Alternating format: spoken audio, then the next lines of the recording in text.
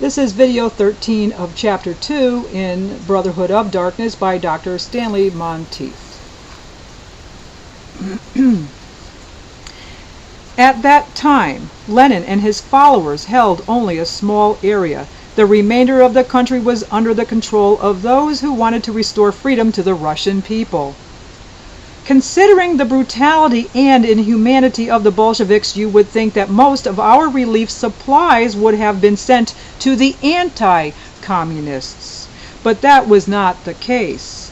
Herbert Hoover cataloged the destination of the food and medical supplies we sent to Russia. Food, clothing, and medical supplies, 27,588 tons sent to the areas controlled by the anti-communists.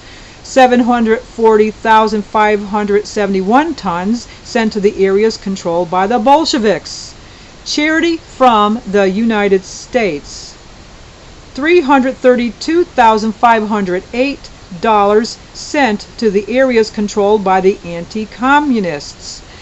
$55,994,588 sent to the areas controlled by the Bolsheviks.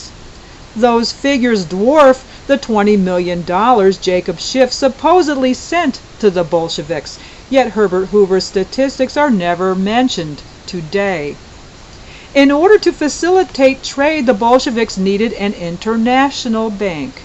They selected several former Tsarist bankers and representatives from German, Swedish, and American banks to serve on their board of directors. Funds for the Soviet Bank came from England, and the director of the Foreign Exchange Division of the Bolshevik Bank was Max May, a vice president of Guarantee Trust Company, a J.P. Morgan bank. Thus we find that British and American bankers largely controlled the Bolsheviks' central bank. General Wrangel led the White Russian Army in southern Russia. His forces were defeating the Bolsheviks until British agents ordered him to withdraw his army to the Black Sea and leave Russia. He was told that if he refused, he would cut off his source of supplies and his men would perish. English agents destroyed the airplanes he had purchased. And eventually General Wrangel was forced to abandon his effort in free Russia. Admiral Kolchak led the anti-communist army on the Eastern Front. He too was defeating the Bolsheviks until his supplies were cut off by the British and American financiers who had been financing him. Once the banks had extracted the economic concessions they wanted from Lenin, they stopped supporting his enemies. In his 3-volume set, Western Technology and Soviet Economic Development, I have that set. It was a little work to hunt it down, and it was not cheap. That's all I can tell you.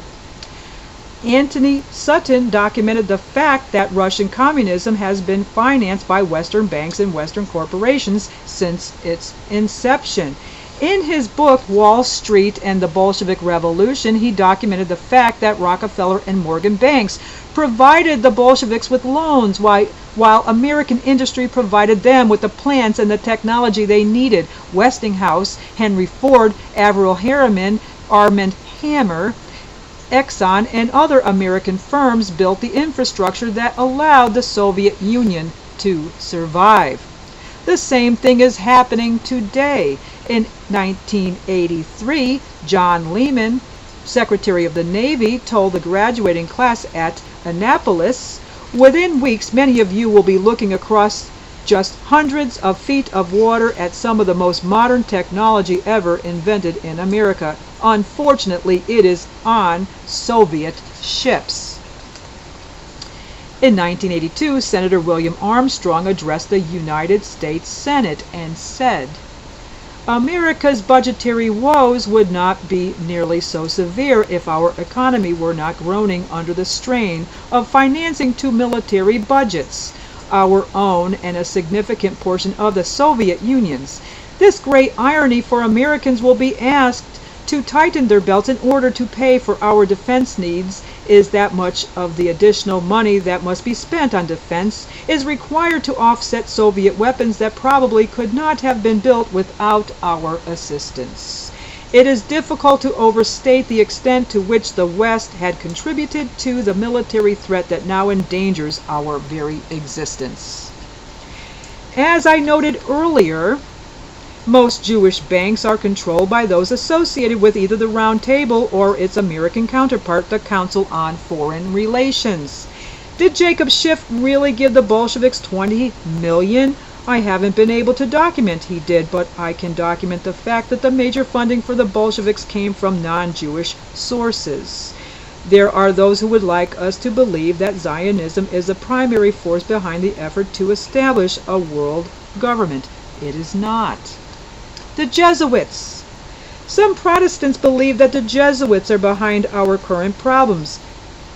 Ignatius Loyola organized the Society of Jesus during the 16th century. It was to be an army of priests dedicated to the defense of the Catholic faith and the Pope.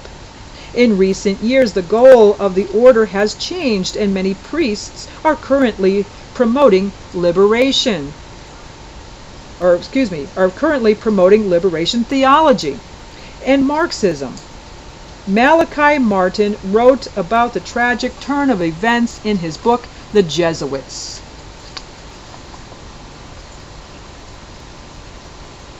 I'm not sure, but I think I have that book somewhere. Anyway, the same dark spiritual forces that have permeated other religious organizations have taken over the Society of Jesus and diverted it from calling its original calling. Other people contend that the Knights of Malta are part of the problem. That order was established in the 12th century. It is also known as the Order of St. John of Jerusalem, the Knights of the Order of the Hospital, and the Sovereign Military Jerusalemite Order of Malta. Membership is restricted to Catholics, and those who join must swear allegiance to the organization and to the Pope. Because it is one of the oldest secret societies, and because some members of the order are working to establish a world government, there are those who contend that the Knights of Malta is an important part of the effort to establish a global government. And that ends this video, and we'll pick up in the next. And I think, okay, this was video number 13. Yep, that was video number 13. Okay, we will pick up in the next video, and I would like to tell you that I'm going to finish it, but I don't think I'll make it. I think it's going to take 2 more videos. Sorry about dragging this out, but these are long chapters. Hang with us.